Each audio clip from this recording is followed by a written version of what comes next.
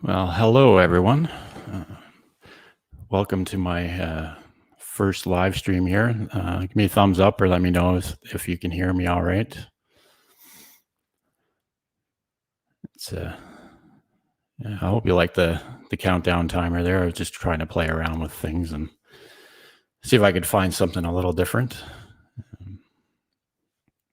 That's good. We've got, there's Tony. So I guess we had Robert in here first thing. He was in here way before the live stream even started. So thanks for checking it out, Robert. I know we've connected with a lot of people in the other live streams through John's and Ash's live stream. So it's good to see that some of you could come check it out with me. Hopefully it's not too much of a train wreck, but we'll see what we can do. Got Consistent Ash here, great supporter of my my channel so far. We connected on Facebook a while, or not Facebook, on Instagram a while back with the keto community. So it's and then when I got into YouTube, I started following her and trying to watch some of her videos and see how she's doing so good with her channel. See who else we got here. We got Tony Jacobs. Tony's another person I connected with on Instagram, and I've actually got an interview on my channel with Tony about his keto low carb journey so far. So if you want to see information like that, you should go check out that channel. Tony's got quite the story to tell. It's good to see her, Tony.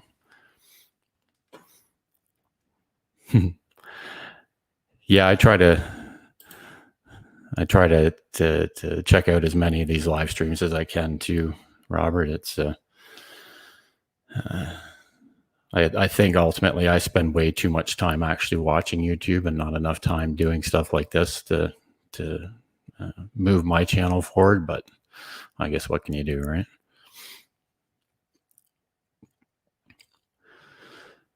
So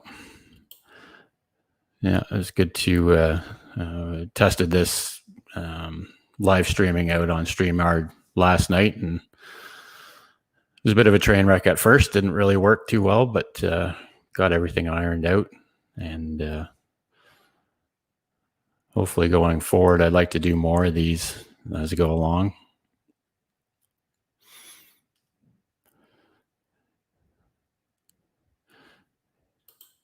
Yeah, well, it has started, Ash. I don't know how well it's going to go overall, but like I've been listening to everyone else, you just really have to hit that record button or that go live button and see what happens.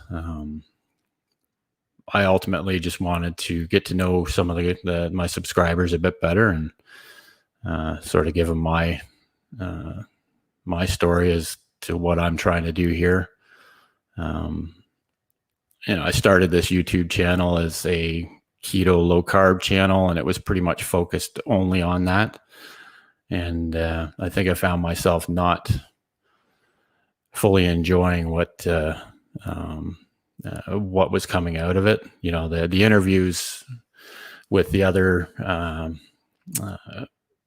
keto low carb people from Instagram are great. I love doing them. Love hearing other people's stories. And ultimately they're an easy piece of content to put out. Just have to set up the interviews and then basically play it as it is. So yeah, I like doing those. This is a little bit, I like what you're saying, Robert. It is no different. Ultimately, it's kind of hard, or it's a bit different when you're just talking to the camera, I guess, and not conversing with a guest on an interview. But I would say that doing those interviews probably helped get me used to doing this. And just like anything else, hopefully as going forward, if I do more of the live streams, I can have more sort of topics to talk about overall. I know watching the live streams with this community, with Ash and John and everyone else, it's I see how they have things that or ideas that they've wanted to ask before they started, and ultimately this was just a video to introduce myself and basically try to come up with some ideas, I guess, on where I'm going to go with this channel, and pick everyone's brain, I guess, to put it bluntly, to see, how they came up with their niche, and was it something they were just really good at, or was it a hobby that they turned into to videos, or it's keto seemed like a logical thing for me, because I've been doing it for a couple of years now, and been fairly successful with it. So I thought it was something that I could transpose into YouTube. But I don't know that there's much more that can be said about it that hasn't already been said. And it's not it hasn't it's not completely oversaturated, but it's a pretty tough niche to break into, if you want to ever actually get anywhere with it. So I think my idea is to not completely abandon keto. I'm going to do some more interviews with other influencers. But I'm also going to try and incorporate some more ideas, like projects around the house, things like I'm building a bar in my basement. I might just turn that into a vlog. I got to install some stereo equipment in my basement for my home theater. It's things that I do every day that might attract a little more interest on YouTube. It seems like one of those things where you come up with an idea and you try it, and if it works, it works. And yeah, I know you're right, Robert. It is hard to get a hold in there. But I think what I was finding a little bit discouraging with the first 30 or so videos I posted is the overall watch time. I was getting decent views, I guess, but my overall watch time was, people were clicking on the video and then immediately clicking off. So it wasn't, what I was putting up there wasn't, I don't really feel that it was ever going to actually go anywhere. So I guess I'm just trying to rebrand my YouTube and hopefully find something that is a little more interesting for everyone to watch, I guess. I've built up enough gear over the last couple of months, buying a few things, that I could probably do some gear videos as far as like microphones and cameras and lights, just to try something different. I'm never going to be one of those YouTubers that only does gear videos, because I don't really I'm not going to spend all that money on things just to review them, I guess. But it's I have other things around the house.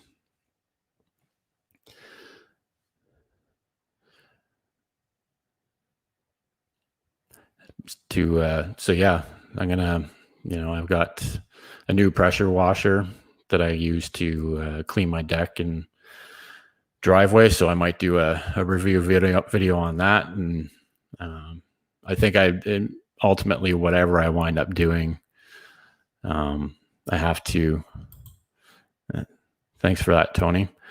It's I know, thanks for your support that you've always given me on this channel.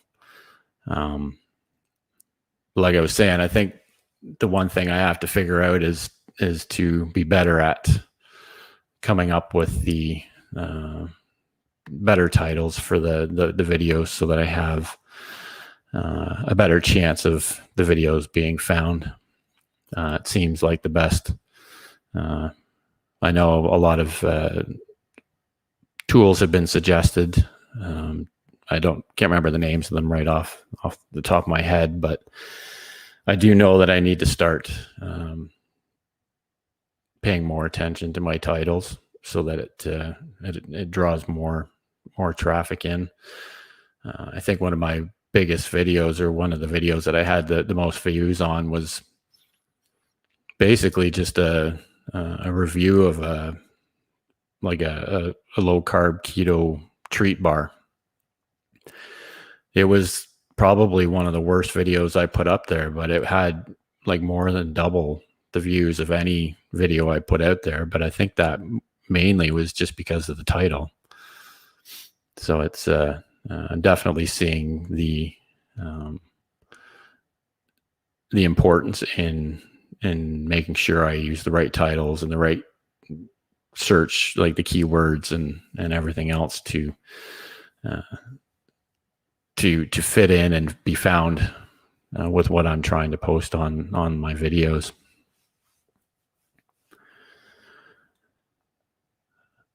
Definitely find this StreamYard program really handy. I've used this for my interviews so far since I started, and it's definitely nice to be able to do offline interviews and then they just download the video and audio, and then you can just run that through your editor and post it straight like it is. It's definitely a nice tool. I did invest in the paid version of it,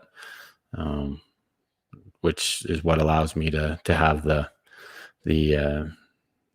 my logo in the corner, and allows me to do a few other things. But I just figured I'd pay for a year and then try and use it as much as I can. So live streaming is definitely a way I can put it to use and get my money's worth out of it.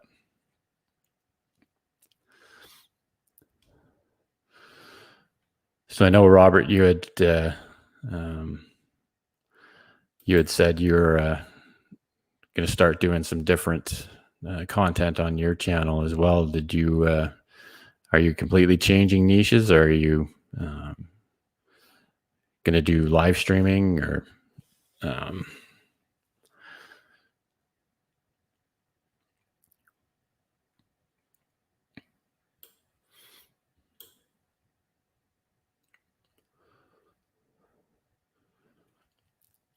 and hopefully this microphone sounds all right. I just got it, actually got it yesterday, so I had to set it up last night and do a test run with a friend of mine, and it seems to be working all right. And it was really easy to set up and cheap.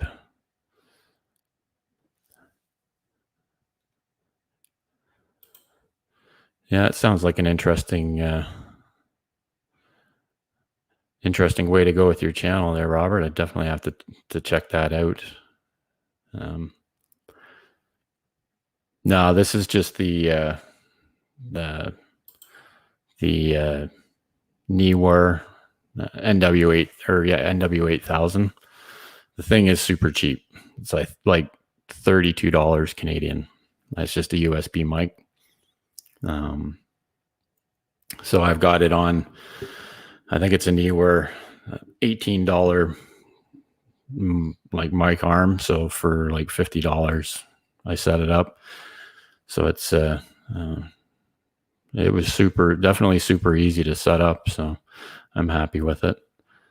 And yeah, Ash, I'll definitely be there for your live stream again. It's always a lot of fun interacting with with everyone that shows up at your live streams. I think this whole thing of sort of building this community between your live streams and Robert's channel and John and CJ and Clint and Patrick and all that, I think that has given me better hope for at least being able to make a bit of a go at this, so that I can at least get a little bit of exposure with the other people that are in this community. Because there seems to be a lot of good information out there. Like, we're not all in the same niche. So we've got, lots of people that can help with software and hardware and cameras and microphones. And, I'm definitely new at this. I've invested in a decent camera, I guess, for now. My lighting is, to put it bluntly, crap. It's just cheap. My setup here is definitely not ideal, but it's unfortunately I don't really have the room to set it up exactly like I'd like to do it, but all in good time, I guess.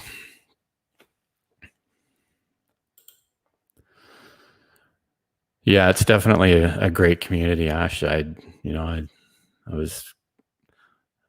thought it was awesome when you started doing those live streams, and I had John on, and then I started watching his as well, and it's I think it's a good way to connect with people and network with other people that you might not really talk to. Like, so far for the what I was doing on YouTube, I was sticking obviously with the keto people, mostly from Instagram, and I thought maybe I'd translate my Instagram followers into a bit of a following on YouTube, but apparently in the keto low carb world, that does not really translate. It doesn't. My dad met quite a few great people from Instagram, and some of them are following me on YouTube. But it's not, definitely not, I guess I didn't know what to expect, but, for my almost 5,000 followers on Instagram, not much traffic has really come to YouTube from there, but you live and learn, right? It's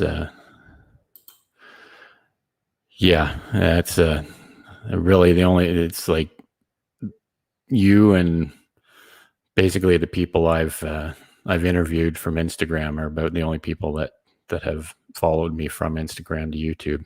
So, yeah, like I say, you're right, Robert. I should probably live stream on Instagram too. I'm just not sure. Again, that goes back to my Instagram being basically 100% keto related. And at the end of the day, I'm not entirely sure how much I'd have to say on Instagram that's all keto related. I guess I could try it out. I've never really posted videos on Instagram. I'm just one of those people that annoyingly takes pictures of my food every day and then posts them up there for everyone else to look at. And, so far it's worked out all right. But, again, Instagram hasn't really turned into anything that, I can leverage to turn into any kind of side hustle. I've thought about doing health coaching and that. I mean, I still may do that. I have a friend that's pushing me to get into creating a keto coaching program that I can sell online with food plans and all that. But I guess it's just another one of those things where if I really want to do it, I just got to make time to get it done. It's just between having a full-time job and always having projects to do. It's kind of one of those things where it hasn't happened just yet. It might still happen though.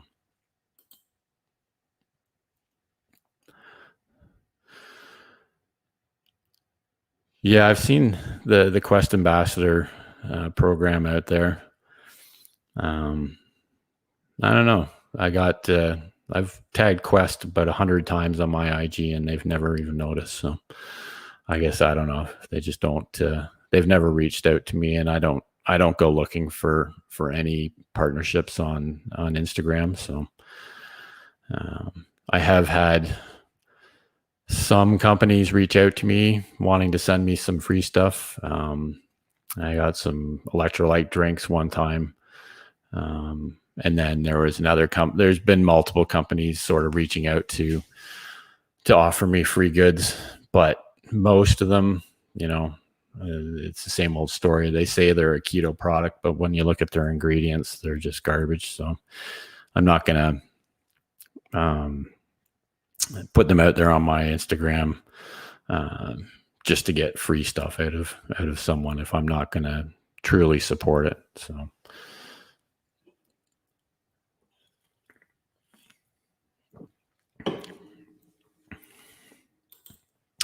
yeah, free stuff is cool.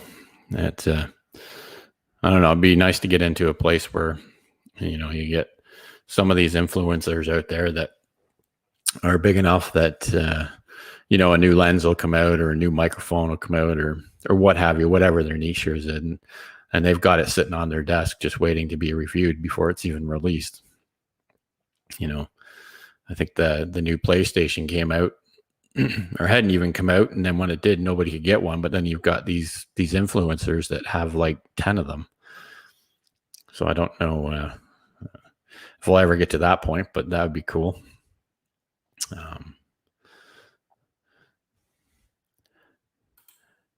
Yeah, that's what I thought too, Robert. I didn't,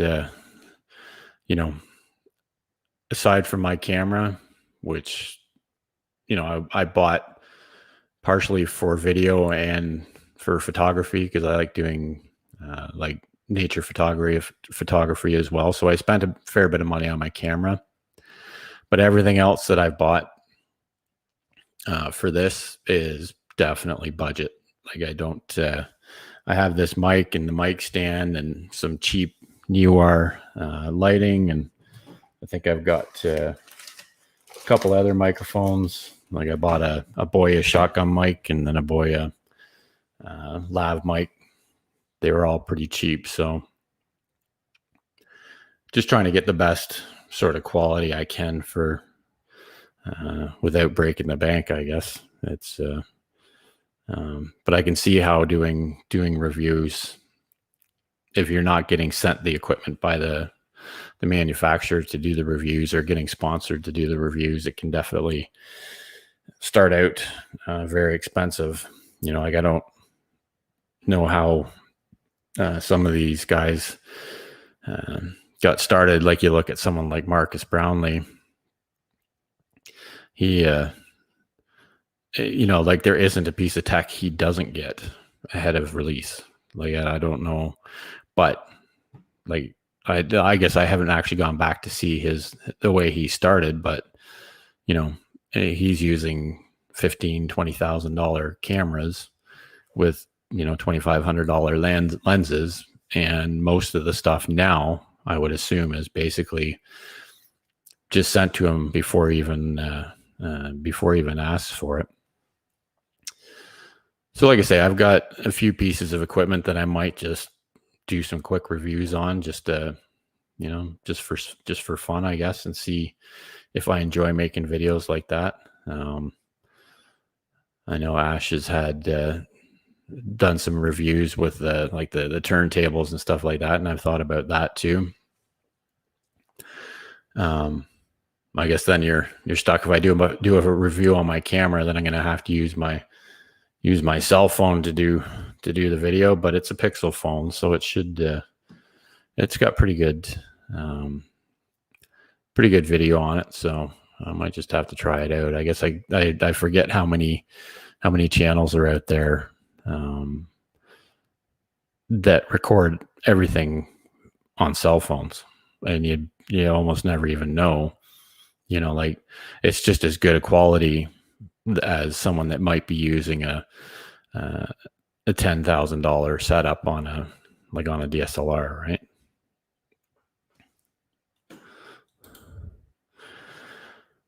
Yeah. Marcus has got he, he's got a whole team working behind him now too, right? But he, and that whole team seems to have his work ethic behind him. His obviously, like, he did a video not too long ago, saying he shoots most of his video in 8K now. Of course, it has to be brought down to 4K for YouTube, but he says, like, he if he has the ability to do something better, he'll always do it, even if it's not, going to make that much of a difference, just a little bit of difference that it might make. And I think he says the 8K recording makes a big difference in the audio that he can capture as well. But again, he's, obviously he's worked hard at it, and, he's definitely worked a long time to get where he is. And I definitely, kudos to him. He's definitely one of the best reviewers I follow out there. But, like, I like other channels too, or other types of videos. Mark Rober, he does some pretty cool stuff. I don't know where he comes up with those ideas, and he must spend hours and hours and hours, building some of those things that he builds. And then you've got Smarter Every Day. That channel is great for getting to know the science behind a lot of different things. They put out a lot of good content there as well.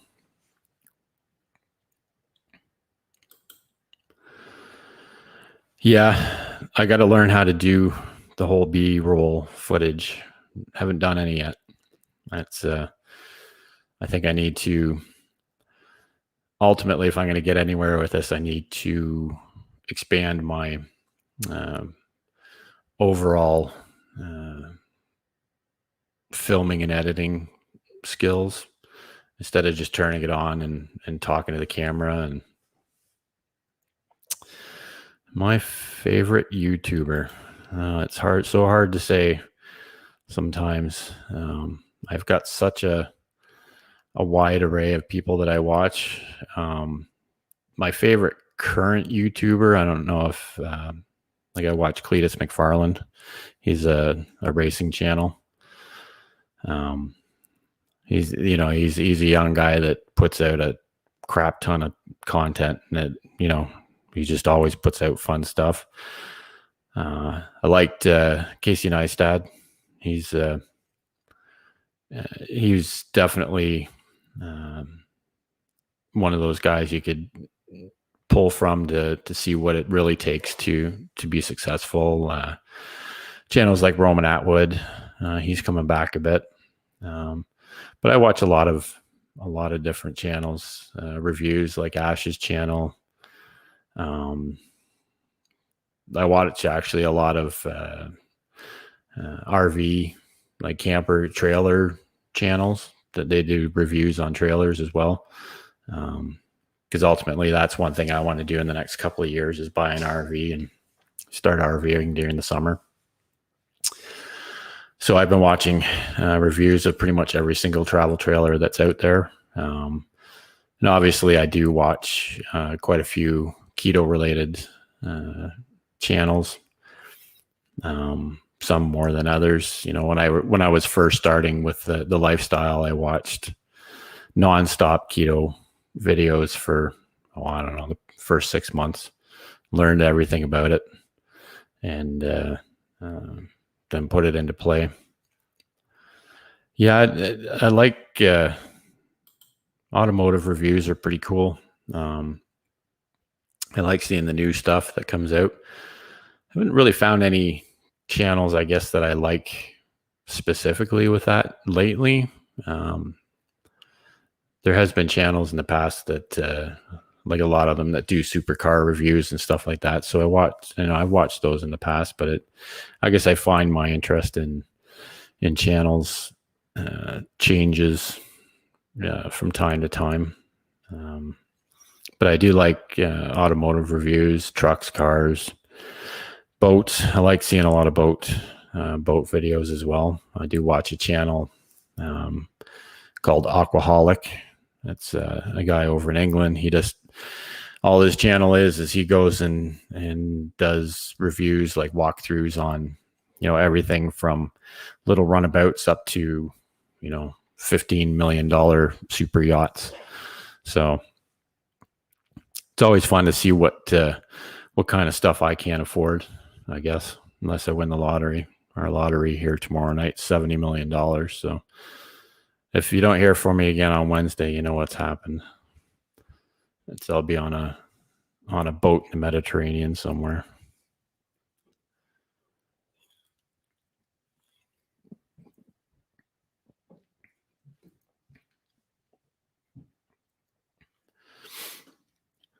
So yeah, that challenge that you're doing, Robert, it'll be I'll definitely have to follow along with that.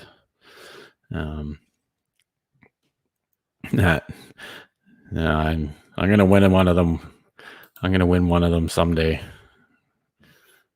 It's either that or I'm gonna have to retire doing a job I don't really like doing. But c'est la vie. So, how often do you think you will live stream? I'd like to make it a weekly thing. If I can come up with topics to talk about every week and not make it so boring and all that. I'd like to make it a consistent thing because I think one of the things with this is that, there's really not that many people watching, but overall, I think it's probably half decent practice as far as using the platform goes. I find when I'm trying to do videos and I'm just trying to talk to the camera, I just cannot do it. It's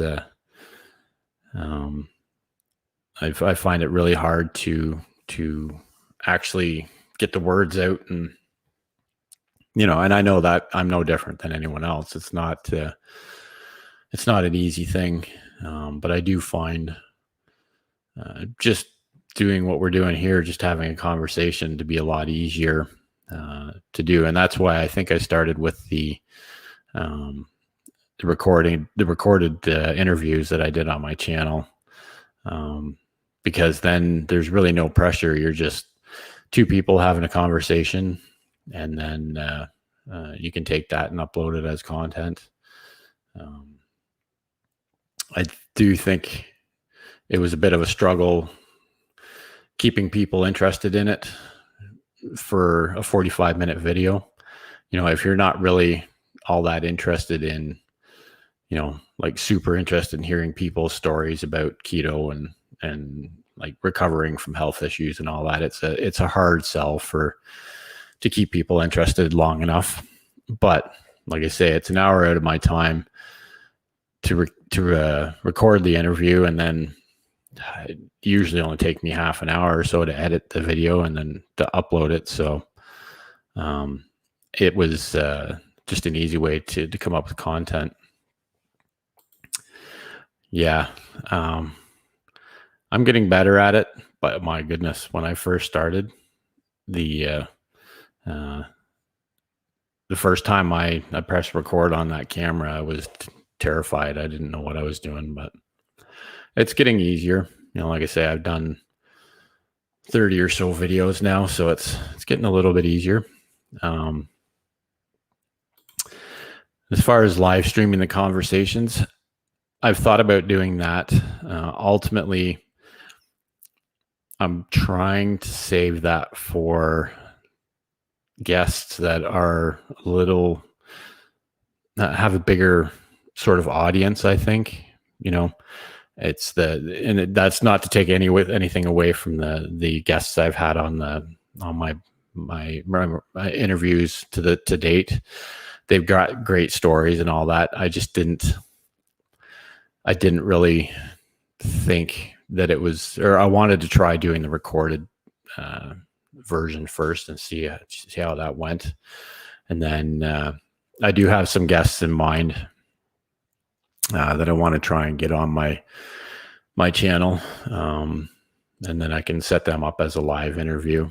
And then ultimately, I guess it's one of those things where I have to ask them. They may say yes, they may say no. I've got a couple of one doctor in mind that has over 1 million subscribers that I'd like to get on the channel and interview. Will he come on? I don't know. I guess I'll just have to ask and find out if he's willing to come on and spread his word to as many people that are going to come see me, I guess.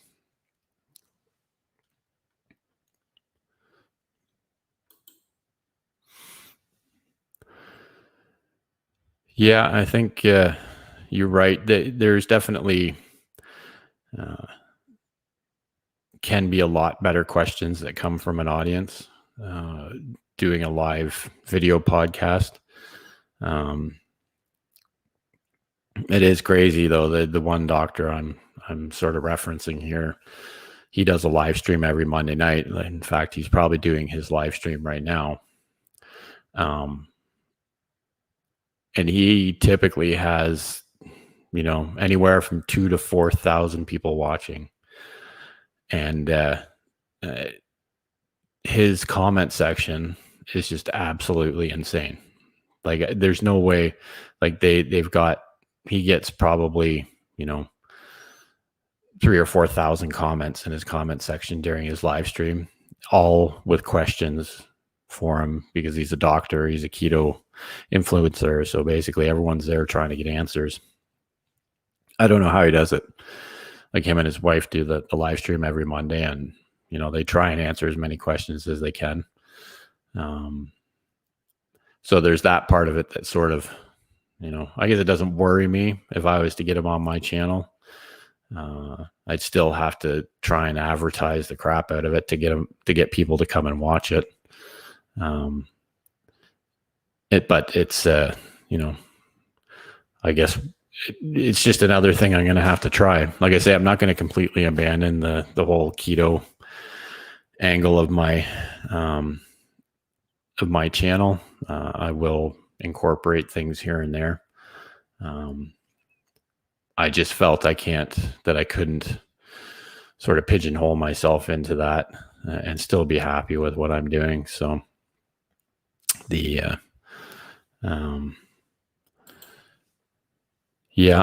streams, they can be a lot of work if you do have a big following. I do watch a few of the live streams, and they're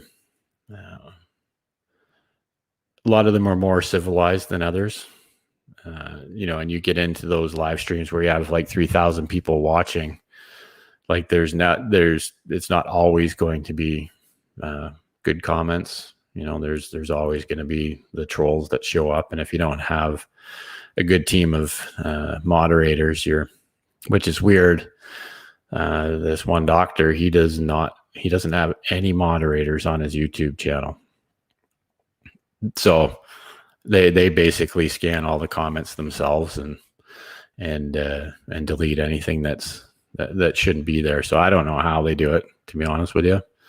But ultimately, he's just out there trying to put out information that helps people. I'm a member of his Patreon as well. So he does a Patreon live stream once a week too, which is a little more civilized. There's not quite as many people, but I would say he's probably got 4,000 Patreon members as well.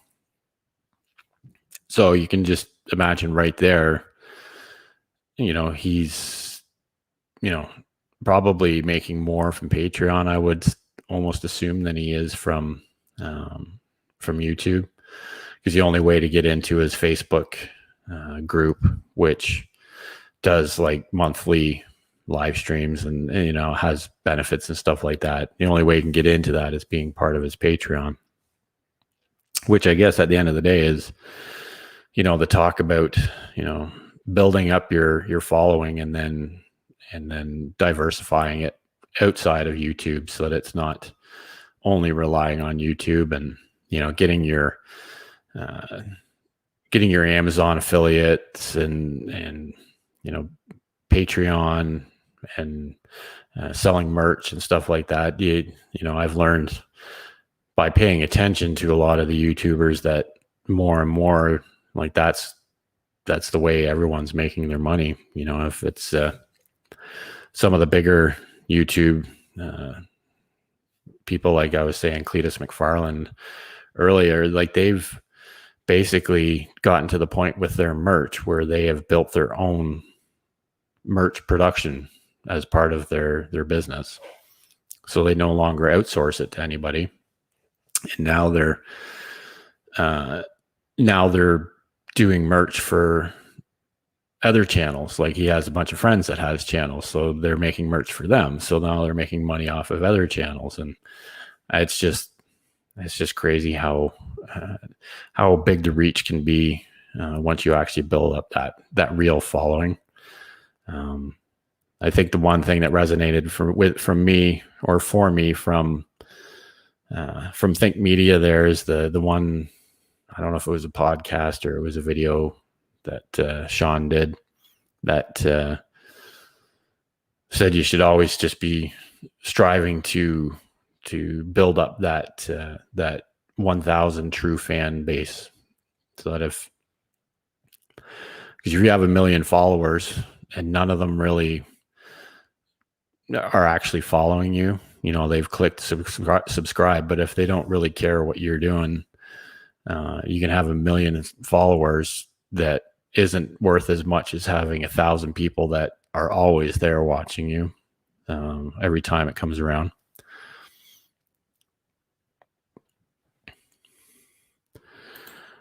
Yeah, it's I watched them for a while at first, and then I realized, and again, it's just part of doing business, right? Sean is basically just making videos, and the end game of every single video that comes out of Think Media is to get you to buy their courses or their books or get your email address. Ultimately, yeah, I guess they're trying to help YouTubers, but all they really want is for you to sign up for something. And then the one thing that got me, Sean did a video not too long ago that said, I think he said something like, and I agree, I think I've heard you say this, Ash, too, that if someone's interacting with you on Instagram or Facebook or even here on YouTube, is the best way to build that following is to, be as personal as you can with your replies, and, not just say thank you and answer every comment and all that. And that was great. And he posted that on Instagram, and, I posted a comment on his video on Instagram, asking him a question, never heard a word from him. So he's not really one that actually practices what he preaches. So, like I say, you have to sort of look at it for what it is with him, I guess. I'll definitely say that a lot of their videos help with the basic stuff with YouTube. Like, they don't, unless you're using Final Cut Pro 10 as your editor, none of their editing videos are any good. They even posted an editor, like an app on your cell phone just recently that you can use to edit your shorts on your cell phone. And then so they highly recommended this one app, so I went and looked at it, and it's got the worst reviews of any app I've ever seen on Android. Like, so I couldn't understand why they would be recommending an app that's just completely garbage.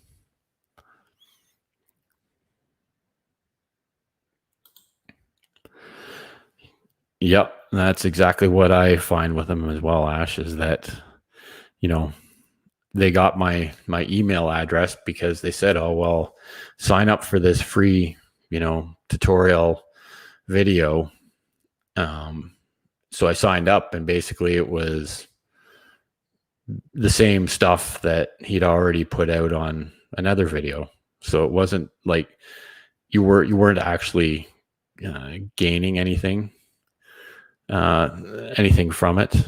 The only person, or only one that gained from it was him, because he gained my email address, and I'm just too lazy to unsubscribe from his newsletters and everything.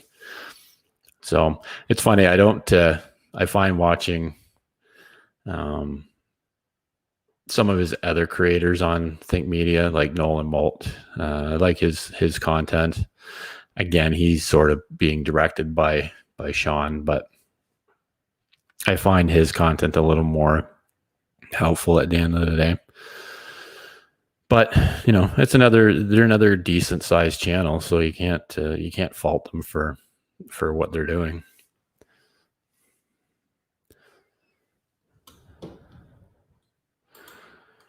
Yeah, he posts a lot on Instagram for sure. It's he's out there in Vegas, I guess, so you're always getting to see his super hot sunny days, especially when we're stuck here in the snow.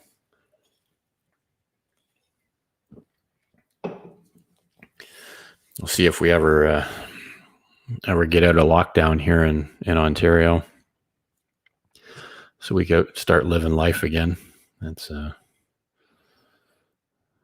kind of getting a little bit crazy. I think people are starting to lose their minds here. Hopefully in the next couple of weeks they can start opening things up again and get the gyms open, and hopefully our Leafs beat those Habs tonight, and we can move on and get fans in our stadium the next round as well.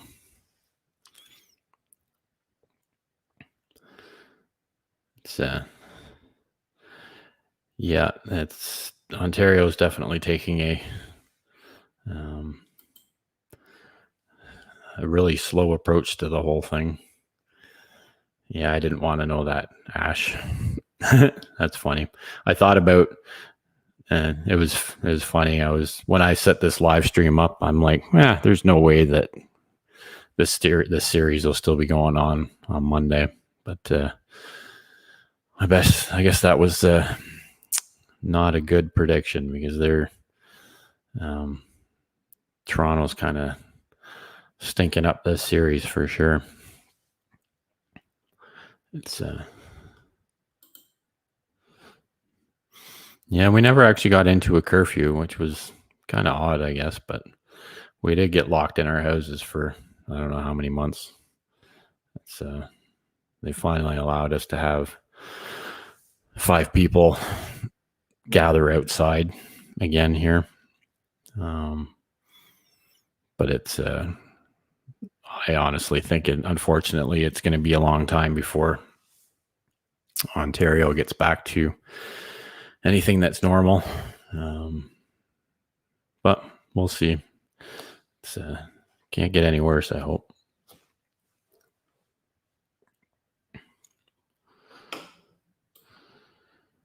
Okay, well, I'm not going to take up any more time or any of your Monday night here. This has been a great first experience. Didn't have too much traffic, but didn't really expect I would anyways. So hopefully we'll set up another live stream for next Monday, and I'll come up with some topics we can talk about, and then we can keep this thing going, and then hopefully we can get out there. And Robert needs to do some live streaming as well, so that we can get on his channel, and before you know it, we'll have a live stream to watch every night of the week. We got something to do. We can just keep building this community. So I will try and enjoy the game. I'm not sure I'm going to watch it if it's too much on my nerves, but we'll see what happens. Anyways, it's been great talking to you guys. tonight, and hope you enjoy the rest of your evening. Thanks, Ash. It's good for you guys to give me this push so I can to get better at this. So we shall see you next week. Hopefully, I'll send out some information if I'm going to set up another one, and I'll talk to you all later.